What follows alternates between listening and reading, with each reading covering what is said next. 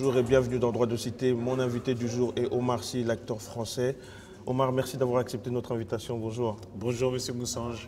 Omar, vous avez séjourné aux États-Unis, vous avez joué dans des grands rôles, mais auparavant, vous avez également joué dans le film Intouchable et Samba. Et aujourd'hui, vous revenez en France dans un nouveau film qui s'appelle Chocolat. Et vous dites que ce film est très important dans votre carrière. Expliquez-nous un peu. Il est très important parce que c'est la première fois que je vais aller, on va dire, un petit peu plus dans le drame avec ce rôle, que je vais toucher à pas mal de choses, notamment le théâtre classique comme du Shakespeare, la pantomime, pour tout ce qui est le cirque, le clown. Je vais toucher tout ça dans ce film-là. Et donc c'est une première pour moi parce que c'est une étape importante dans le sens où je vais tenter de me diversifier, de montrer autre chose. Alors, vous incarnez dans ce film Raphaël Padilla dit Chocolat, le premier clown noir en France, méconnu du grand public et des historiens également. Qu'est-ce qui fait qu'on accepte de jouer ce type de rôle ? Mais comme je l'ai dit, c'est que déjà pour les raisons que je vous ai évoquées tout à l'heure, ça c'est mon point de vue d'acteur. Après mon point de vue d'homme, et l'injustice qui se manifeste quand j'apprends l'existence de ce clown que j'ignorais totalement. Quand je comprends qu'il est à l'origine d'un point important dans la comédie clownesque, c'est-à-dire que c'est les premiers avec son binôme Foutit à avoir créé le binôme, le clown blanc et l'Auguste. C'est la première fois qu'on voit ça au monde, c'est eux qui l'ont fait. Le fait qu'on oublie ça, c'était injuste. Et puis de souligner aussi le parcours de cet homme-là, qui est quand même né esclave, a réussi à s'échapper et devenir une star de la scène parisienne il y a 100 ans. Ça, c'est un parcours humain que j'admire et puis qui pouvait donner lieu aussi à une magnifique histoire au cinéma. Il y a aussi son histoire d'amour avec sa compagne de l'époque, Marie Grimaldi, qui a divorcé. Il faut savoir qu'au début du XXe siècle, divorcer, c'était un acte assez héroïque. Et ensuite, pour se mettre avec un homme noir, savoir comment l'homme noir était considéré à l'époque, c'est aussi un acte héroïque. Donc moi, cette histoire m'a touché et j'avais tout simplement envie d'en parler et réhabiliter aussi Chocolat, parce qu'il faut savoir que Chocolat, il était un peu seul dans sa lutte, c'est qu'il faisait ces numéros qui étaient à l'époque une satire de la société. Et tout le monde a mal jugé ça, en disant que c'était le faire-valoir et qu'il prenait volontiers des coups de pied aux fesses. Alors que moi, je pense qu'à l'époque, c'était plutôt une satire de la société. Et le malaise venait plutôt du public qui, lui, venait rire au premier degré. Il y avait déjà ça que j'avais envie de réhabiliter, parce que même les intellectuels noirs de l'époque, qui étaient plus à cette époque-là, il y avait beaucoup de communautés haïtiennes en France, qui étaient les intellectuels de l'époque, qui eux-mêmes avaient décidé de ne pas parler de chocolat parce qu'ils pensaient que c'était dégradant pour l'homme noir d'avoir un représentant comme ça. Mais Omar, lorsque on suit un peu les réactions de certains frères noirs de la diaspora, ils réagissent d'une autre manière. Ils n'ont pas la même vision que vous. Eux, ils parlent plutôt ils disent plutôt pourquoi parler d'un clown qui a été oublié dans l'histoire alors qu'ils estiment qu'il y a d'autres personnes qui mériteraient d'être réhabilitées. Parce que vous parlez de la réhabilitation de Raphaël Padilla. Oui.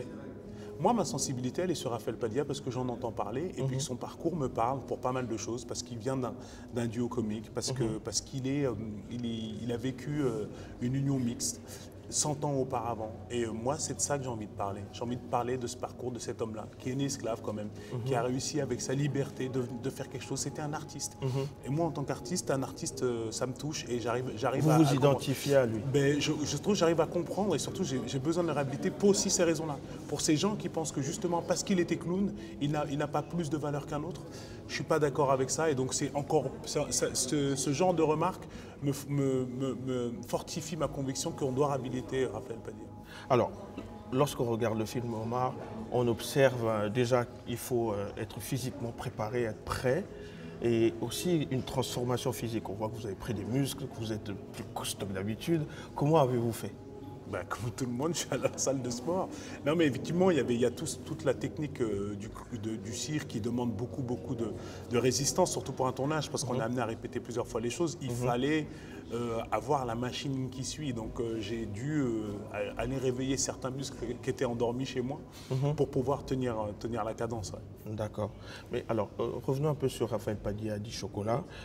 On retient également de lui des moments de doute, d'incertitude, où, comme vous venez de dire tout à l'heure, il se posait la question de savoir est-ce que c'était vraiment son succès était dû à son à son rôle de fait d'être un bon clown, ou c'était parce que c'était un nègre qui prenait des coups de pied aux fesses par un blanc? Ouais. Voilà. Et lorsqu'on suit votre communication actuelle, on voit que vous parlez aussi de cette culpabilité que vous avez connue en vous demandant pourquoi moi.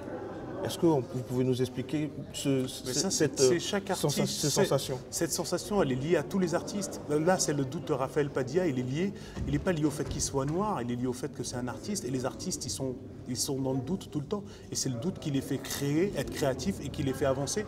Donc moi, j'ai ces périodes-là aussi dans ma vie où je me remets en question, à savoir pourquoi moi, pourquoi je suis là, qu'est-ce que je peux faire de nouveau. Ça, c'est lié à tous les artistes. C'est important de signaler ça, parce que pour revenir à ce que vous disiez tout à l'heure sur Raphaël Padia, c'est que j'avais aussi envie de raconter l'histoire d'un artiste. Un artiste noir, certes, mais surtout un artiste. Et c'est surtout ça, moi, que j'avais envie de réhabiliter. Parce que c'est ça qui est remis en cause. Parce qu'il était noir à une époque difficile, on oublie son talent et on ne parle que du contexte de l'époque, qui était justement cette France colonialiste. On parle que de ça. Mais Raphaël Padia était un artiste. Il avait l'art de la pantomime. C'était un clown. Et ils ont créé des numéros qui sont aujourd'hui, quand on les voit, encore très très drôles si on a le second degré. Le malaise, il venait du premier degré. C'est le public qui n'était pas prêt pour ça. Mais eux, ils avaient créé quelque chose. Et moi, c'est ça que j'ai envie de souligner. C'est aussi leur habilité, surtout en tant qu'artiste et en tant qu'homme. En tant qu'artiste, en tant qu'homme. Mais Omar, vos deux derniers films, Samba et Chocolat, traitent de sujets, comme vous venez de dire, forts et d'actualité. Est-ce qu'on peut dire qu'Omar Sy est aujourd'hui un artiste ou un acteur engagé? Moi, je ne sais pas comment on peut mettre engagé après artiste ou acteur. Évidemment que je suis engagé, mais ça va de fait. Donc dire acteur engagé, je comprends pas le terme. Moi, oui, évidemment, je m'engage à raconter des histoires, je m'engage à raconter les choses qui me touchent. Engagé, je n'arrive pas trop à comprendre le sens. Évidemment qu'on est engagé, c'est-à-dire qu'on s'engage pour sa sensibilité et ce qu'on a envie de faire. Moi, j'essaie de raconter les histoires qui me touchent et de les raconter le plus vrai possible.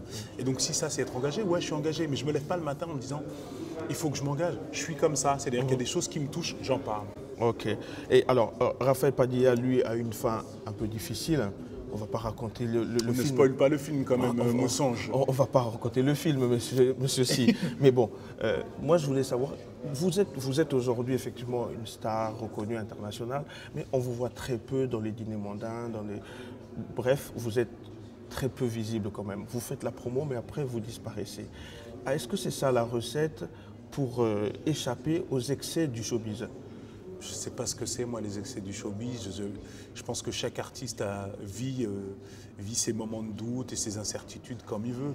Là, on parle de ça parce qu'on parle de Chocolat qui a vécu ça, mais bien sûr, que je trouvais aussi habile dans la manière de le raconter de Roche Dizem, qui est le réalisateur du film. Ce que je trouvais habile, justement, c'est de le raconter en tant qu'artiste et en tant que star. Et Roche disait un truc assez beau, il disait, moi, je voulais les filmer comme une rockstar. On a toutes ces rockstars qui sont comme ça et qui se brûlent les ailes.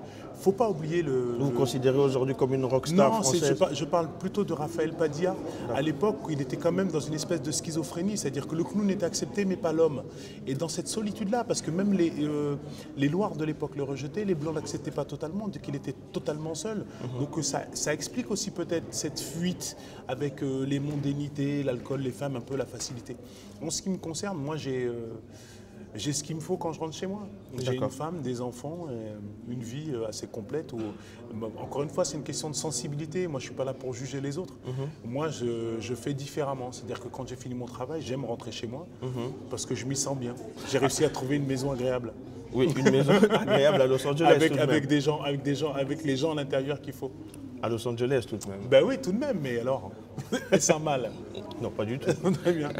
Merci, chers internautes, d'avoir suivi Droit de Cité. Merci, Omar Sy, d'avoir accepté de répondre à nos questions. Merci. À bientôt, chers internautes. Au revoir.